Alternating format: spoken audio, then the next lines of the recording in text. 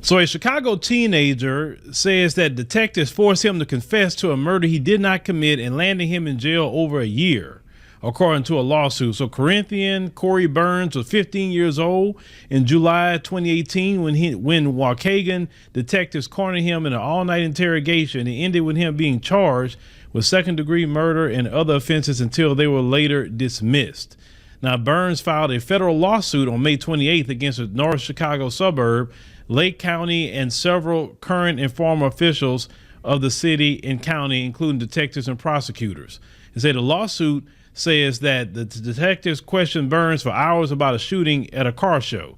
They did not promptly notify a parent or guardian that he was in custody, ignored his request for a lawyer, and the advocate who was supposed to protect the boy joined in the interrogation. It said the complaint accuses the detectives of violating the teenager's due process, Fourth and Fifth Amendment rights, failure to intervene, infliction of emotional distress, civil conspiracy, and conspiring to deprive him of his constitutional rights. Yes, the moment you ask for a lawyer, that's supposed to be the end of it. But see, they violate black people's rights because they know that a lot of times they get away with it. As a lawsuit comes months after authorities released another teenager facing aggravated assault charged, with confessing to a shooting at a store clerk. They said Martell Williams, 15, was freed in February after 2 days in custody once his family proved that he was 18 miles at a high school basketball game when a crime occurred. Say Waukegan and officials had accused Burns of shooting Dayon Bolden, 19, who died July 14, 2018 from wounds he sustained when gunfire erupted at the annual Scoop the Loop event downtown. And say the crowd dispersed in every direction, the lawsuit says, and the witnesses did not have ample time to view the suspect. Now, eyewitnesses gave conflicting descriptions of the suspects, but the race soldiers tapped Burns and his friend for the crime. They took him into custody as he and the friend were walking down the street about 2 blocks from the scene of the shooting at 11 p.m. and did not try to contact the boy's parents for hours, according to the lawsuit. Now, an interrogation video reportedly showed detective asking the boy if he would like an attorney and proceeded without one, even though his advocate, Detective Jaroslaw Greza, was there. Now, Greza later jumps in with his own series of questions during the interrogation of the minor. It said a lawsuit also says that the race soldiers told Burns a slew of lies to coerce the confession out of him. They told him that they were in possession of footage showing him shooting a gun and that they found the murder weapon with his prints on it. Let me tell you something. They're interrogating you. It's because they don't have anything. That's what it is. If they had something, they ain't got to interrogate you. They'll just charge you and deal with you in court.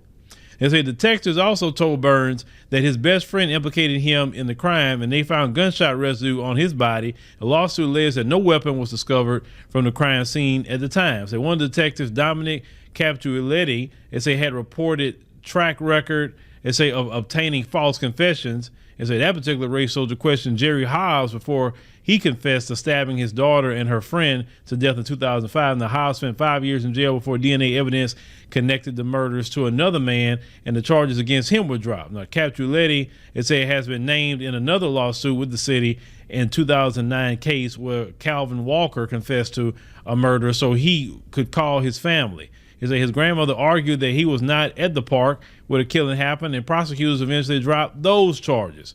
Capuletti, a veteran of the force, shares his expertise in criminal interrogation and homicide investigation and has testified as an expert witness in various states according to the East Central Illinois Training Project. Now, however, it was Detective Andres Ulloa, who got the boy to confess to the crimes. Ulloa pressured the boy into tears.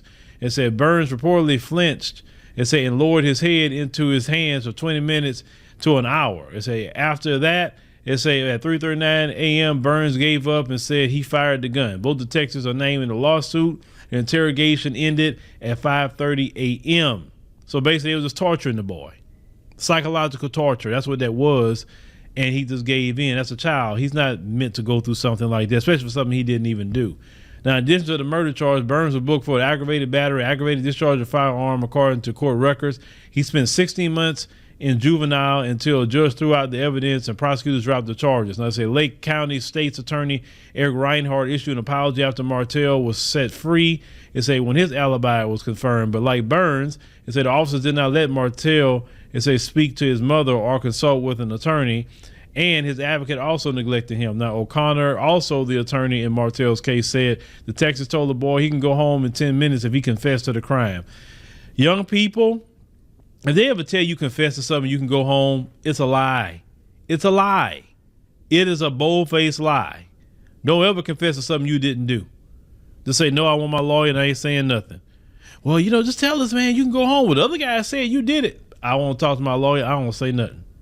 And that's it, because many brothers that walk right on out of there because they didn't say anything. Now, Illinois Governor J.B. Pritzker signed a law that took effect in January, barring police from deceiving minors during interrogations.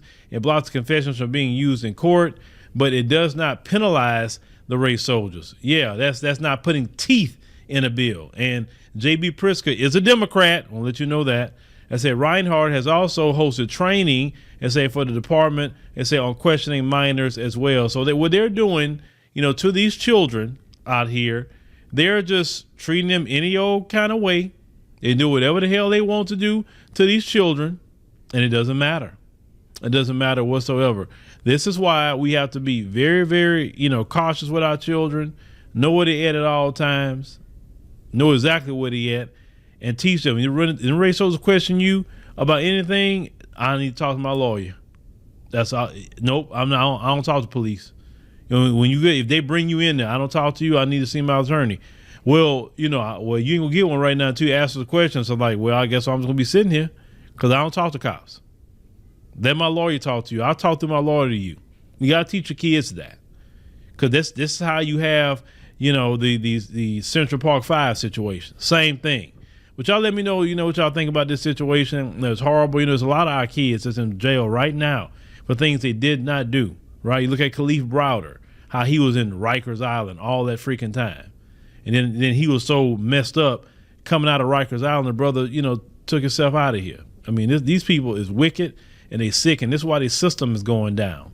Because you can't sit up there and oppress people forever and think that you're going to just have free reign and blessings all your life.